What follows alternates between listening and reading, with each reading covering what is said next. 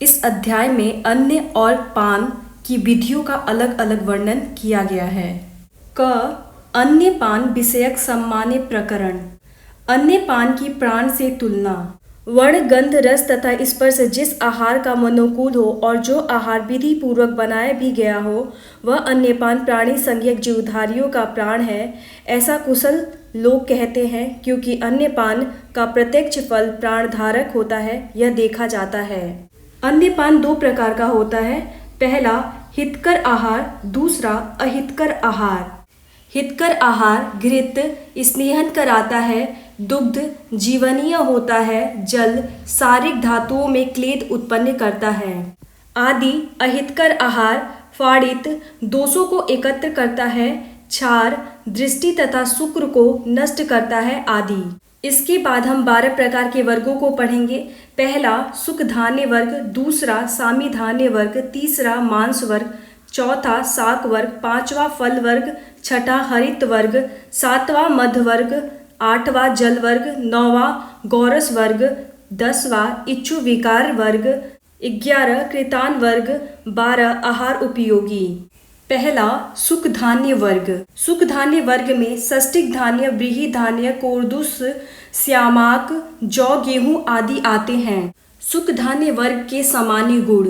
पहला रक्तशाली, दूसरा महाशाली, तीसरा कलम, चौथा साकुनाहत, पांचवा सफेद धान्य पांडुवर्ग का धान्य और जो अन्य श्रेष्ठ धान्य होते हैं, ये सभी धान्य वीर्य में शीतल, रस और विपाक में मधुर होते हैं। छठा ये अल्प वातवर्धक होते हैं आदि। दूसरा सामी धान्य वर्ग।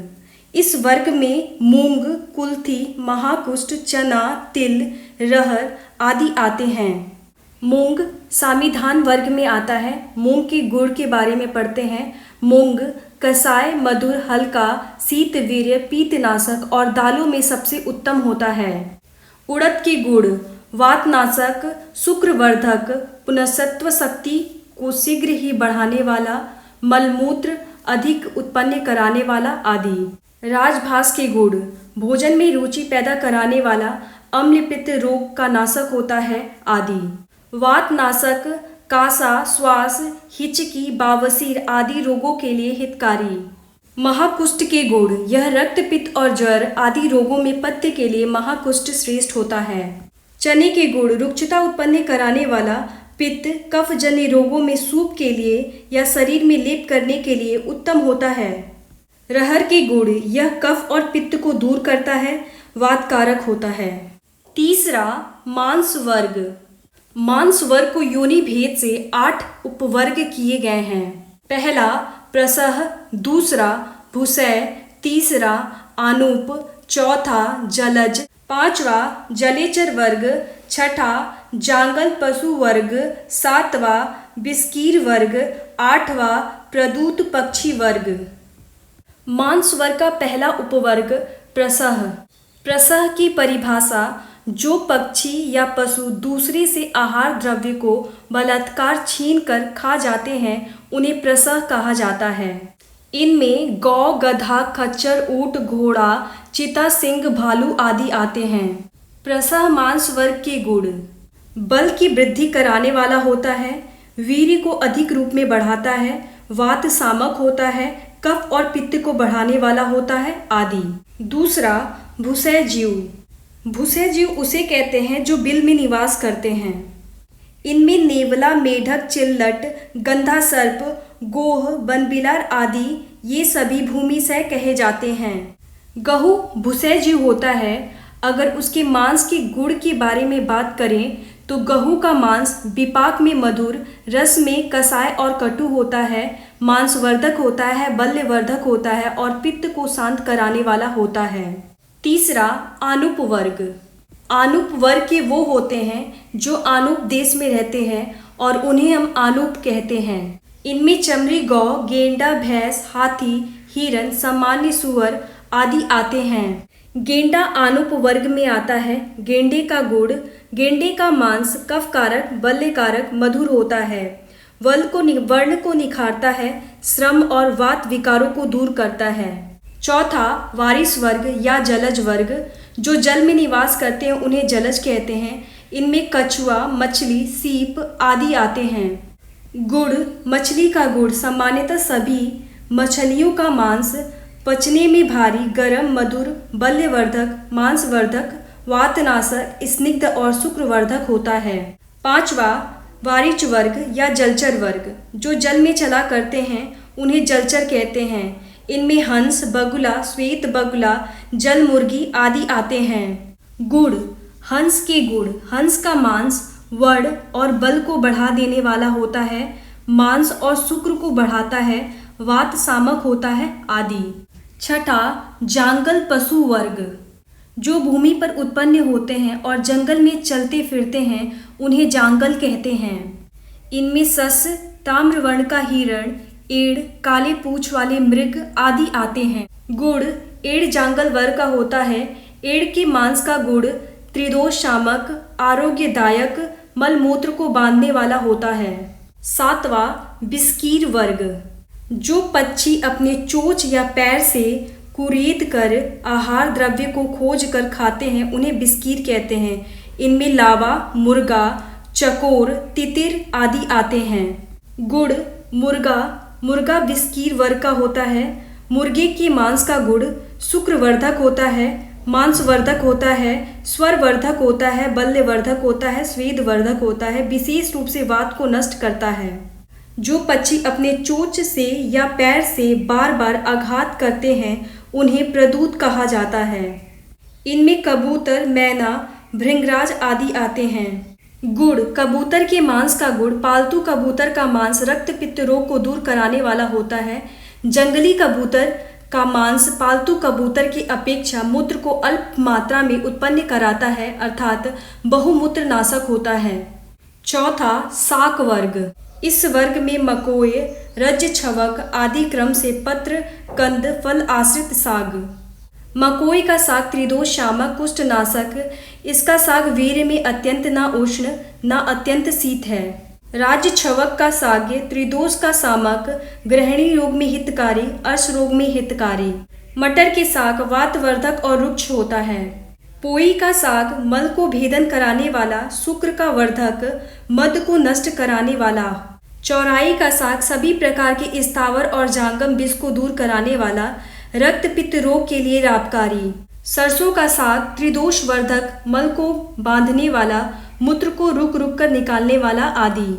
सभी छत्रक जाति के साग पीनस रोग कारक, वीर्य में शीत, रस में मधुर, गुड़ में गुरु होते हैं आदि। 5वां, फल वर्ग। इस वर्ग में फलों को रखा गया है। इस वर्ग में खजूर, नारंगी आदि आते हैं।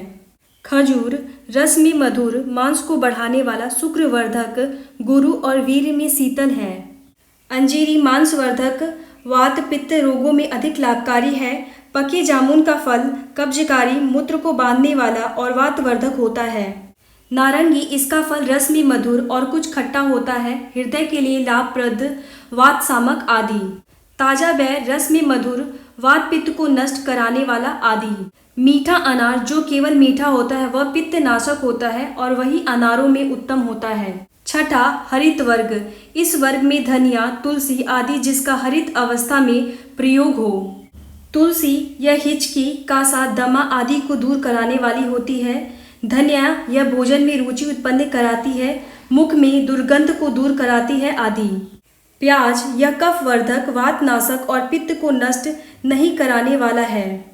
गाजर मल को बांधने वाला, पसीना लाने वाला आदि। लहसुन कृमि रोग, कुष्ठ, श्वेत कुष्ठ, गुल्म रोग नाशक होता है। 7वां, मध्य वर्ग। इस वर्ग में अरिष्ट, आश्व आदि आते हैं। सूरा जिन लोगों का मूत्र रुक गया है, जो व्यक्ति गृहिणी और अर्श्व रोग से पीड़ित है, उन लोगों के लिए हितकारी होता है आदि। मदिरा यह हिचकी, दमा, खांसी आदि रोगों के लिए हितकारी होता है आदि। सुरासव यह तीव्र नशा को लाने वाला, वातनाशक और मुख के लिए प्रिय होता है। सौवीरक यह अग्नि दीपक, अन्य को पचाने वाला, हृदय विकार आदि। तुसोदक यह अग्नि दीपक, अन्य को पचाने वाला, पांडु रोग को दूर कराने वाला होता है आदि। 8वां, जल वर्ग। इस वर्ग में जल को रखा गया है। आकाश से मेघजन्य सभी जल एक ही प्रकार का गिरता है, गिरते हुए आकाश का जल देश काल के अनुसार गुण या दोष की अपेक्षा करता है। उन जलों को हम इस वर्ग में पढ़ेंगे। इस वर्ग में आकाशीय, समुद्र आदि के जल आते हैं। आकाशीय जल के स्वाभाविक गुण या वीर्य में शीत, पवित्र, सुखकर, स्वादु, विमल, लघु इन 6 गुणों से युक्त स्वभाव से दिव्य जल होता है। ऋतु के अनुसार बरसे हुए जल के गुण। वर्षा ऋतु का नवीन जल रस में मधुर, भारी और कफ कारक होता है। हेमंत ऋतु का जल। हेमंत ऋतु में बरसा हुआ जल स्निग्ध, शुक्रवर्धक, बलवर्धक और गुरु होता है। नदियों के जल के गुण। हिमालय पर्वत से निकलती नदियों के तट पर ऋषि लोग निवास करते हैं, अतः वे नदियां पवित्र होती हैं। वर्षात नदियों के जल के गुण। अधिकतर वर्षा ऋतु में नदी का जल कीट, सर्प और चूहे के मल से दूषित होकर बहता है, अतः वर्षात में नदी का जल पीने से सभी दोषों को प्रकोपित कराने वाला होता है। समुद्र के जल का गुण। जो वरुण भगवान का निवास स्थान है, वह समुद्र का जल त्रिदोष, कोपक और लवण होता है। 9वां गोरस वर्ग। इस वर्ग में गव्य, माहिष आदि के दुग्ध, दधि, घृत आते हैं। गौ दुग्ध का गुण। ओज को वृद्ध कराने वाला यह दुग्ध जीवनीय शक्ति प्रदान कराने वाले द्रव्यों में सबसे श्रेष्ठ और रसायन है। भैंस के दुग्ध का गुण। यह निद्रा कारक और अत्य अग्निनाशक है आदि। बकरी के दुग्ध का गुण। यह रक्त, पित्त, अतिसार, क्षय, कासा व ज्वर को दूर कराता है। ऊँटनी के दुग्ध का गुण। यह कृमि रोग, अर्श रोग, उदर रोग और अर्श रोगियों के लिए लाभकारी है। स्त्री के दुग्ध का गुण। बृहण होता है, साथ में शरीर में स्निग्धता लाता है, रक्त पित्त रोग में नस्य देने से लाभप्रद होता है। घृत के गुण। बुद्धि, अग्नि, वीर्य, ओज, कफ और मेद को बढ़ाने वाला होता है। दधि के गुण। बलवर्धक है, अग्नि को दीप्त कराता है आदि। 10वां इच्छु वर्ग। इस वर्ग में गुड़, शर्करा आदि आते हैं। गुड़ का गुण। यह कृमि, मज्जा, सोडित, मांस आदि को बढ़ाने वाला होता है। दांतों से चूसे हुए ईख के रस का गुण। यह शुक्र कारक होता है। यह यंत्र से निकाला गया ईख का रस पीने पर विधायी होता है। चीनियों के गुण। गुड़ से बनी चीनी शुक्रवर्धक, कुछ स्नेह युक्त और उड़द छत के रोगियों के लिए हितकारी होती है। मधु के सामान्य गुण। रक्त, पित्त एवं कफ नाशक है, यह संधान कराने वाला आदि। 11 कृतान्य वर्ग। इसमें आहार द्रव्यों को पकाने के बाद जो प्रयोग किया जाता है उसे कृतान्य वर्ग कहते हैं। इस वर्ग में मांड, पेया आदि आते हैं। पेया के गुण। यह भूख, प्यास, पेट के रोग और ज्वर को दूर कराने वाली होती है आदि। बिलोपी के गुण। यह शारीरिक धातुओं को तृप्त कराती है, हृदय के लिए हितकारी होती है आदि। मांड के गुण। यह जठराग्नि को प्रदीप्त कराती है, पसीना लाती है। राग और साड्व के गुण। यह दीपन, भोजन में रुचि उत्पन्न कराने वाला आदि। सिरका के गुण। यह रक्त, पित्त, कफ को कुपित कराने वाला होता है, वायु का अनुलोमन कराता है। 12 आहार योगी वर्ग। इस वर्ग में लवण, तेल आदि आते हैं। एरंड का तेल गुल्म, हृदय रोग और जीर्ण ज्वर को दूर कराने वाला होता है। सरसों का तेल कफ, शुक्र और वात को नष्ट करने वाला, कांडू और कोठ रोग को दूर करने वाला होता है। चिरौंजी का तेल वात, पित्त जन, द्वंद्वज रोगों में हितकारी होता है आदि। तीसी का तेल वात रोग में हितकारी और रक्त, पित्त को कुपित करने वाला होता है। मारच, यह अग्नि दीपक है, कफ और वात को जीतने वाली होती है आदि। सौंधा नमक, यह भोजन में रुचि उत्पन्न करने वाला, जठराग्नि दीपक, शुक्रवर्धक आदि। ग अन्यपान विषयक परिचय। अन्यपान का प्रयोग करते समय पहला चर, दूसरा शरीर के अवयव, तीसरा स्वभाव, चौथा धातुएं, 5वां क्रिया, छठा लिंग, 7वां प्रमाण, 8वां संस्कार और 9वां मात्रा की परीक्षा की जाती है।